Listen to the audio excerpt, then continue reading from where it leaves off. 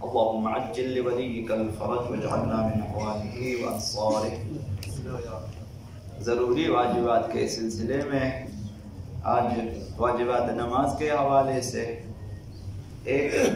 مسئلہ جو کہ نیت کے بارے میں ہے آپ کی خدمت میں عرض کرنا چاہوں گا۔ واجبات نماز 11 چیزیں ہوتی ہیں اور ان کے ہر ایک کے ذیل میں کچھ اور واجبات بھی ہوتے ہیں۔ نیت سب سے پہلا واجب ہے اور اس کے ذیل میں بہت سارے واجبات اور آتے ہیں جو نیت سے متعلق ہے۔ اسی طرح قیام واجب ہے اور قیام کے ذیل میں اس کی قسمیں اور اس کے اور مختلف واجبات اور بھی آ جاتے ہیں۔ تو نماز میں 11 چیزیں واجب ہیں، بعض رکن ہیں اور بعض غیر رکنی۔ نیت واجب ہے، قیام واجب ہے، تکبیرۃ الاحرام واجب ہے، رکوع سجود واجب ہے، قراءت معلوم ہے کہ واجب ہے، اور ذکر رکوع واجب، ذکر سجود واجبات میں سے ہے۔ اسی طرح تشہد سلام واجب ہے اور ترتیب اور موالات بھی واجب ہے۔ نماز کو جس ترتیب سے بیان کیا گیا اسی ترتیب سے پڑھنا واجب ہے، اور پے در پے درمیان میں فاصلہ نہ ڈالیں کہ نماز کی شکل بگڑ جائے، یہ جو ہے پے در پے انجام دینا بھی واجب ہے۔ تو نیت کے سلسلے میں یہ ہے کہ نیت کا معنی اور مفہوم یہ ہے کہ پوری نماز کو از اول تا آخر، الف سے یا تک پوری نماز کو خداوند متعال کے لیے، خدا کی خوشنودی کے لیے، خدا کی اطاعت کی خاطر، خدا کی فرمان برداری کی خاطر اسی نیت سے بجا لانا چاہیے۔ یہ نیت کا معنی ہے کہ یہ نماز اول سے آخر تک خود صرف خدا متعال کی خوشنودی اور اطاعت کے لیے ہے، اور اس میں چند چیزوں کا خیال رکھنا واجب ہے جو نیت کے ذیل میں ہے۔ سب سے پہلے قصد نماز ہونا چاہیے کہ انسان کا ارادہ ہو کہ یہ نماز میں نے پڑھنی ہے، اور یہ عموماً سب کا ارادہ ہوتا ہے۔ اور نماز کا نیت میں نماز کا تعین واجب ہے کہ یہ کون سی نماز میں پڑھ رہا ہوں، یہ واجب ہے کہ نماز فجر ہے، ظہر ہے، عصر ہے، مغرب ہے، نماز آیات ہے، نماز قضاء والدین ہے، نماز اجرت ہے، جو بھی نماز ہے اس کا تعین ضروری ہے کہ یہ میری نماز فجر کی ہے، یہ میری ظہر کی نماز، یہ میری عصر کی نماز ہے، اس طرح سے۔ یہ دو۔ تیسری چیز تعداد رکعات بھی نیت میں مشخص ہونا چاہیے کہ یہ نماز 2 رکعتی ہے، یہ نماز 6 رکعتی ہے، میں نے 3 رکعتیں پڑھنی ہے، 4 پڑھنی ہے، یہ نیت میں معلوم ہونا چاہیے انسان کے قصد میں کہ ابھی مغرب کی میں نے 3 رکعتیں پڑھنی ہے، یہ انسان کے شعور میں اور ارادے میں ہونا چاہیے۔ اور چوتھی چیز جو واجب ہے وہ تعین واجب و مستحب ہے کہ یہ نماز مستحب ہے مجھ پر یا واجب ہے، یہ پڑھنا چاہتے ہیں۔ نافلہ فجر آپ پڑھنا چاہتے ہیں، آپ کو معلوم یہ نماز مستحب ہے میرے لیے، اور اصل فریضہ فجر مثلا واجب ہے، اسی طرح نماز آیات یہ واجب ہو چکی ہے، یا اسی طرح نماز احتیاط ہے تو پڑھنا چاہے نماز احتیاط مثلا۔ تو نماز میں قصد واجب جو ہے، یہ قصد وجوب اور جو ہے وجوب اور مستحب کا تعین واجب ہے کہ یہ نماز جو آپ بجا لانا چاہتے ہیں تو یہ واجب۔ مثلا ایک نابالغ نوجوان اگر نماز پڑھنا چاہے تو اس کے لیے مستحب ہے، چونکہ اس پر ابھی تک نماز واجب نہیں ہوئی تو وہ نیت کریں گے مستحب کی۔ تو یہ 4 چیز۔ 5ویں چیز جو واجب ہے نیت میں کہ ادا اور قضا کا تعین ہونا چاہیے، یہ جو نماز میں بجا لا رہا ہوں یہ واجب ہے، یہ ادا ہے یا قضا۔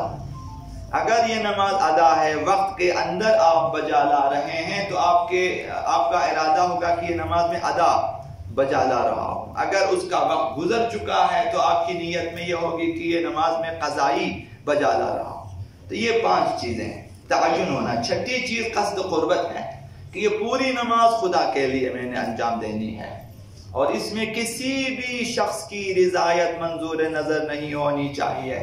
کسی بھی شخص کو راضی کرنے کے لیے کوئی بھی چیز اس میں انسان کو نیت میں یہ نہیں لانا چاہیے۔ یہ نماز پوری کی پوری میرے خدا کے لیے ہے، کسی کو دکھانے کے لیے نہیں ہے، کسی کو سمجھانے کے لیے، کسی کو سکھانے کے لیے۔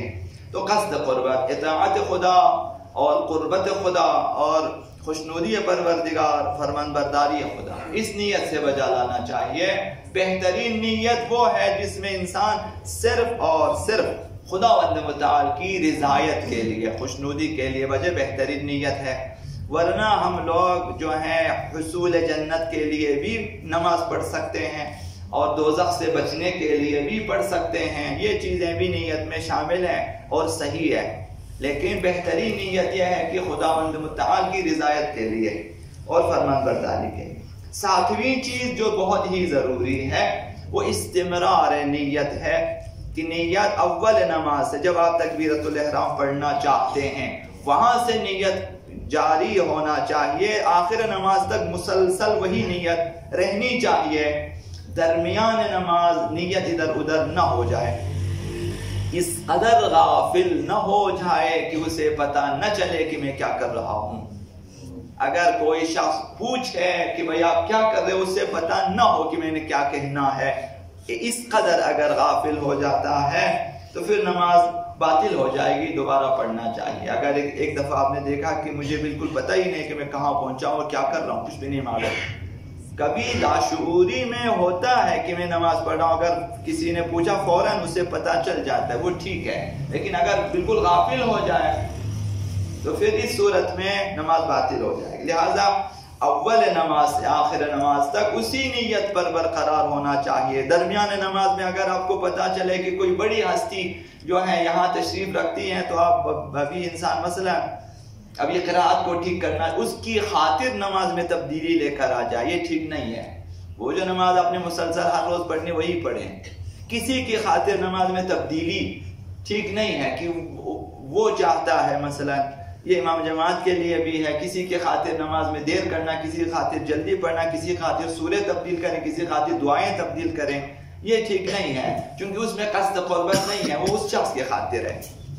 تو نماز میں اشکال۔ لہٰذا جو نماز آپ نے پڑھ اول نماز سے آخر نماز استمرار نیت واجب ہے۔ خلاصہ اگر دکھاوے کے لیے نماز ادا کی گئی، کسی کو دکھانے کے لیے، کسی کو راضی کرنے کے لیے، کسی کی توجہ اپنی طرف مبذول کرنے کے لیے، کسی کے دل میں جگہ پیدا کرنے کے لیے،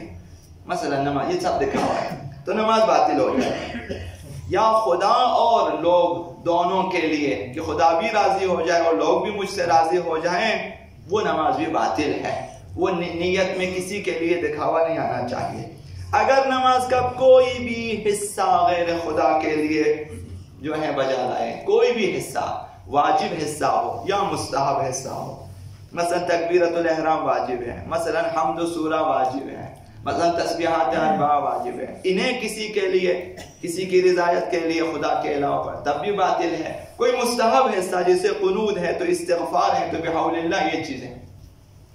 کوئی مستحب حصہ بھی اگر غیر خدا کے لیے پڑھیں تو نماز باطل ہو جائے گی۔ اگر پوری نماز خدا کے لیے ہو کہ میں اول تکبیر سے لے کر آخر سلام تک خدا کے لیے بجا لاتا ہوں، لیکن لوگوں کو دکھانے کے لیے مخصوص جگہ پہ آ کے نماز پڑھے، جیسے مسجد میں کسی کو دکھانے کے لیے آتا ہے کہ مسجد میں آنا وہ دیکھے کہ میں مسجد میں جا کے نماز بجا لاتا ہوں، حتیٰ مخصوص وقت میں دکھاوا، اصل نماز میں ریا نہیں ہے، وقت میں ریاکاری ہے کہ اول وقت میں نماز بجا لاتا ہوں کسی کو دکھانے کے لیے، یا مثلا مخصوص انداز میں نماز بجا لانا دکھاوا ہو، مثلا جماعت کے ساتھ، مثلا فلاں پیش نماز کے ساتھ اقتداء میں نماز پڑھنا دکھاوا ہو، مخصوص انداز، مخصوص کیفیت، تو ان تینوں صورتوں میں نماز باطل ہو جائے گی۔ مسجد میں اگر آپ تشریف لاتے ہیں، جوانوں سے عرض کروں، بزرگوں کے لیے جسارت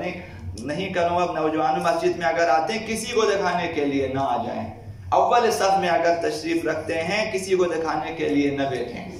اور اسی طرح سے اگر آپ کسی خاص کیفیت میں نماز پڑھتے ہیں تو دیکھیں کہ آپ کی نماز میں کسی دن آپ کی نماز میں بڑی جو ہے روحانی کیفیت پیدا ہو، تو سوچیں یہ روحانی کیفیت کیوں پیدا ہو گئی ہے۔ عموماً ایسا ہوتا ہے جوانوں میں، جب کوئی بڑی شخصیت تشریف لاتے ہیں کہیں سے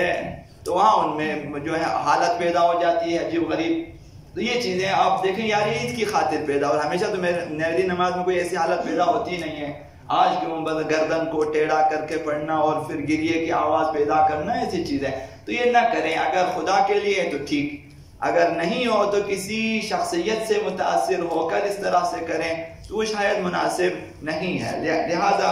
مخصوص جگہ میں ریاکاری ہو، مخصوص وقت میں ریاکاری ہو، مخصوص انداز میں اگر ریاکاری ہو تو نماز باطل ہو جائے گی.